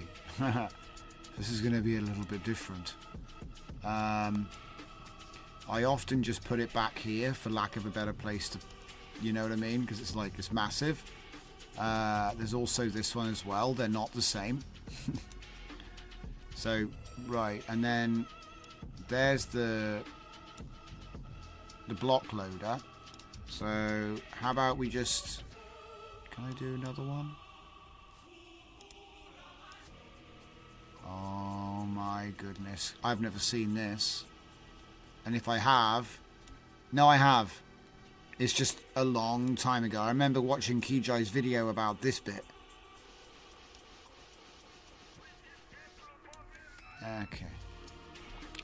Okay. So we'll put that in there, put that in there, put that in there. Why have we got a rank output? I've never seen that before. I guess he can show me what the rank is.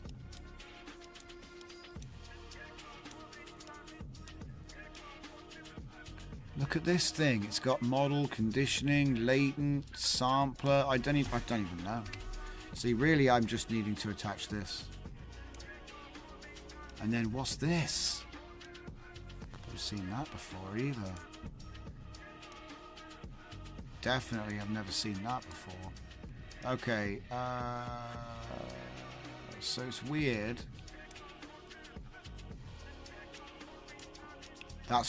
This is a different thing. I don't want to get these confused. Okay, that's a different thing.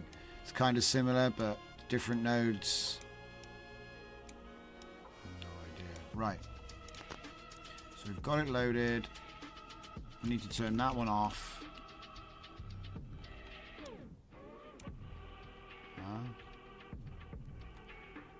Oh, right, okay, and then there was that as well. We'll get rid of that. All right, so if I just take a look at some of these, they're all on 0 right now.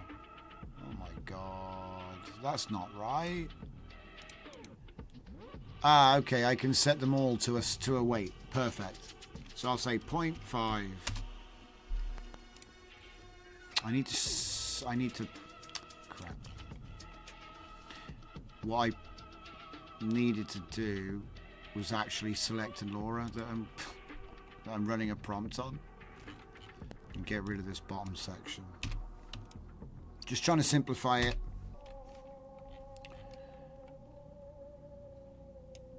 I shouldn't have deleted both of them. Yeah. There. All right. And what's it doing? Jovian Airships V3. Okay, cool. Jovian. We'll go with V6. Okay. And all the everything is at 0.5 right now.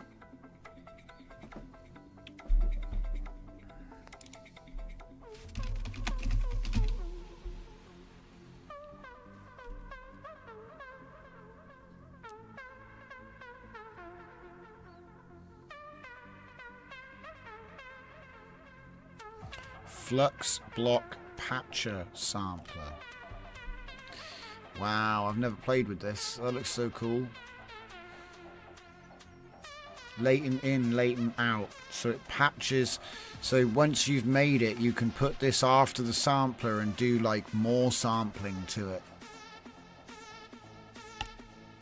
Interesting. So you could put it in between. What? Hang on.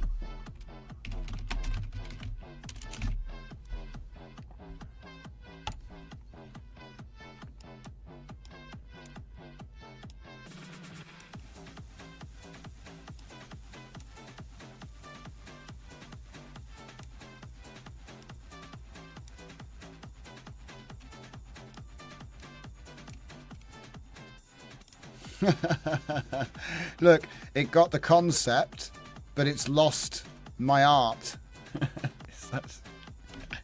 My art's gone. It's just a flying boat now, which is fine.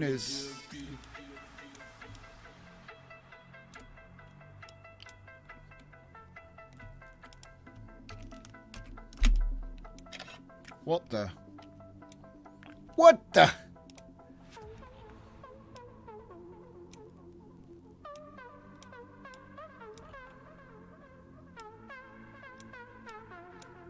Leave it on default. Just leave it on the default. See what it does.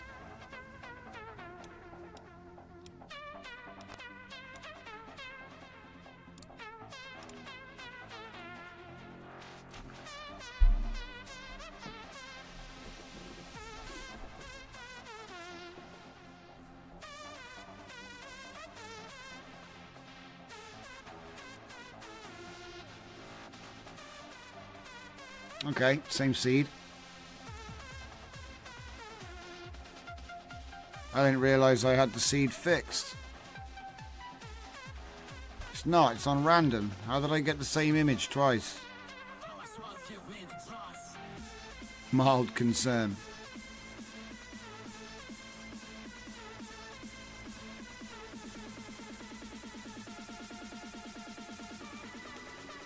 See what the patcher does. Just tag it on the end.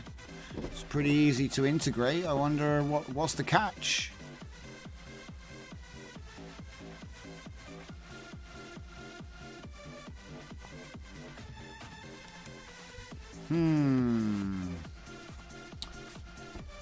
Gadzooks.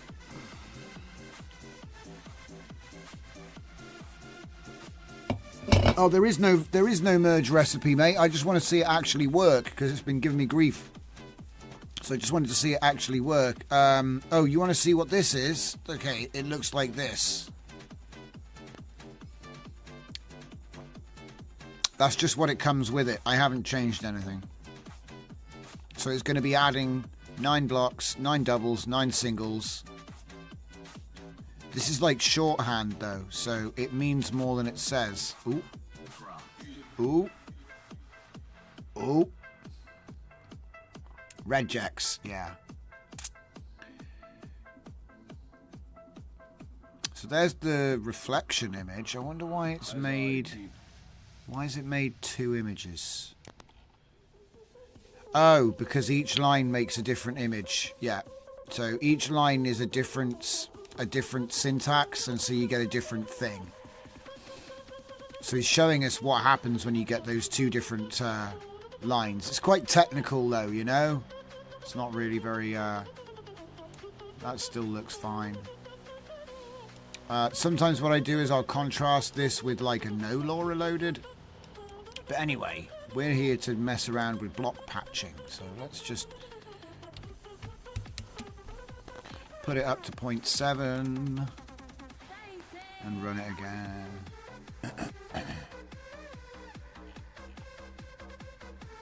It's at least it's loading quickly. Do you know what I mean? Like, one of the big problems I had lately was loading time. My God.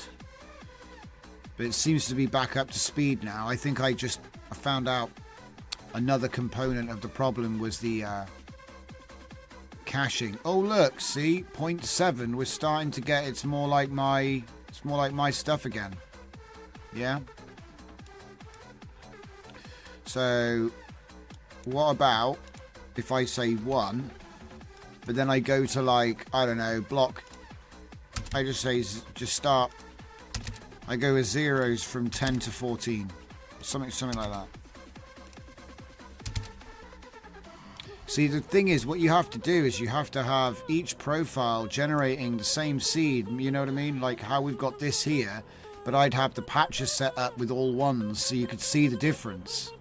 In fact, there's no point talking about it. Let's do it. So that goes in there. So that has to be on there. That is irrelevant. You can delete that. What's this? 8. Cool. Doesn't tell me nothing.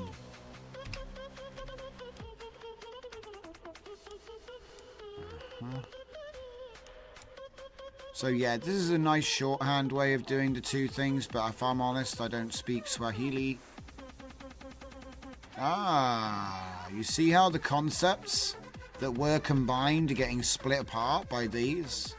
So this is the double blocks, this is the single blocks, and then...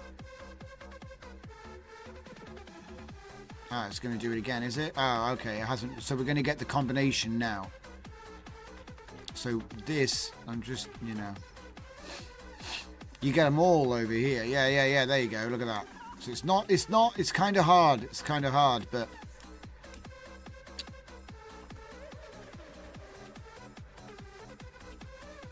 yeah, that was actually the merging on the fly stuff. That was Super Merger, which was originally an automatic 1111 extension, and that was done by the same guy that did the trainer. The LoRa trainer.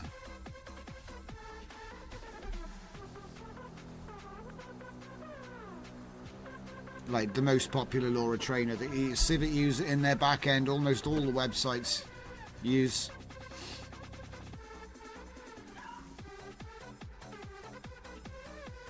I just want to see what this comes out at, because it should be like, it should be easy to compare. It's just doing the two.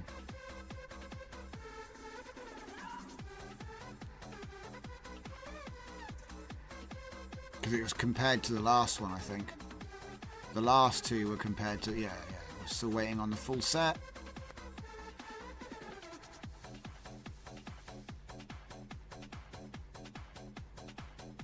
Okay, right, yeah, that's actually better.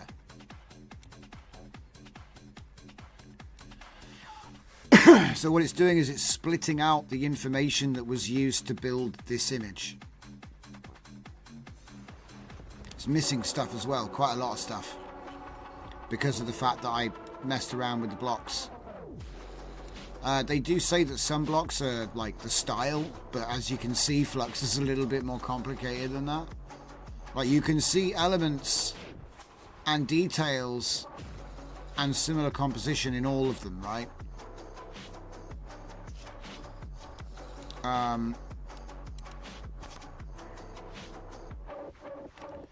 So these are all ones except here, where I left a couple of them on. Whoops, I was supposed to make that one 0.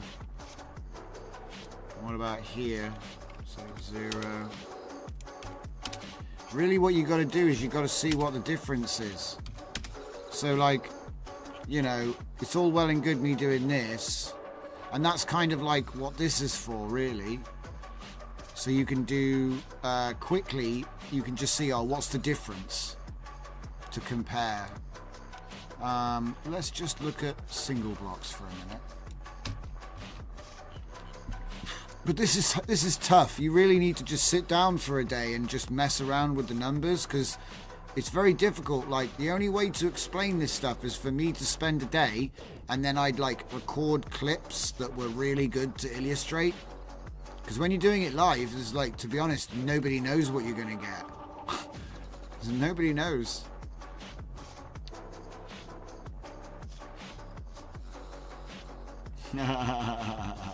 Starting to look like Thunderbirds. And so it's only going to make one image here now. Probably like the bottom one, I think.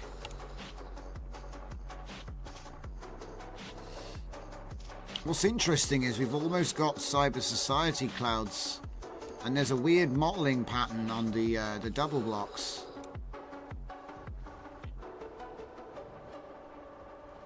And this has a nice quality to it. Oh, single blocks I meant, sorry. There we go. Isn't that interesting?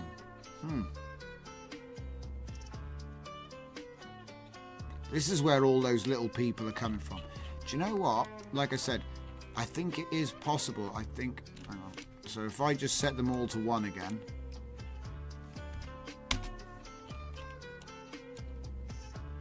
It's a shame. I need to fix the seed. See, if we're going to be scientific about it, you've got to, like, make an effort. I'm going to fix that one as well. We've got any more seeds? Go again. Right. Now, if I remember well...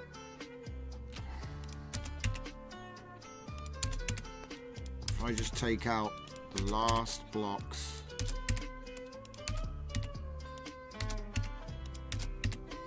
and then do like half.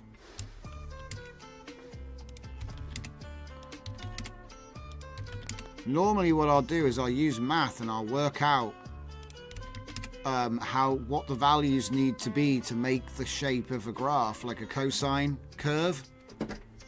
And that tends to blend the best, but you have to make sure the curve's the right way round and stuff. So you get harmonics. Harmonics.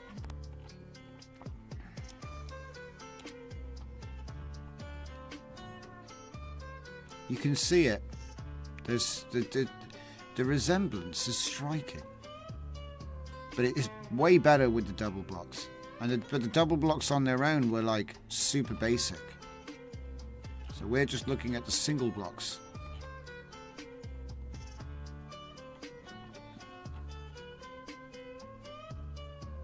Same thing, slightly different blocks. Did you see it change? Yeah, watch this one. You might actually see it change. It's not going to be very good quality because it's like this is like part of the layers have been turned off. But there's 38 layers, so... And they don't just overlay.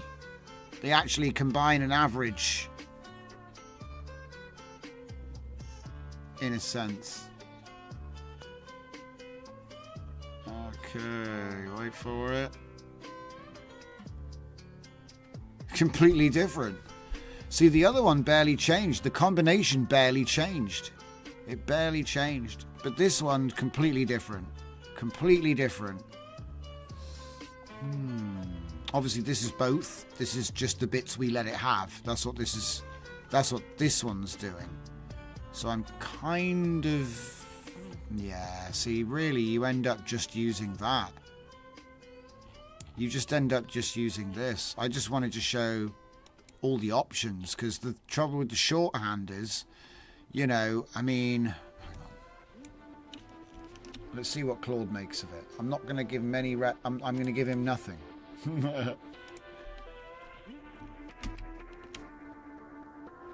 Nothing. Give him nothing.